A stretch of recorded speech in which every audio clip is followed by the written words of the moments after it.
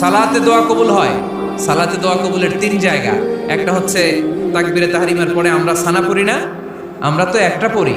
আল্লাহর হাবিব সুন্নাহ এবং নফল নামাজে আরো পড়তেন সানা, ওই দোয়া কবুল হয়। 2 নম্বর জায়গা সালাতে সেজদায় পড়ে দোয়া করলে কবুল হয়। আকরাবু মা ইয়াকুনুল আবদু মির রাব্বিহি ওয়া হুয়া সাজিদ ফাকসিরু ফীহি দুআ।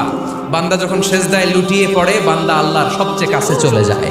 কিন্তু বিশ্বনবী বলেন সেজদাটা তোমার রবের কুদরতি পায়ের উপরে পড়েছে। সেজদায় পড়ে দোয়া করেন। সালাম ফিরানোর আগে বিশ্বনবী দোয়া করতেন, লা ইউসাল্লিমান্না আহাদুকুম হাত্তা ইয়াতাআওয়াযা মিন আরবা'a।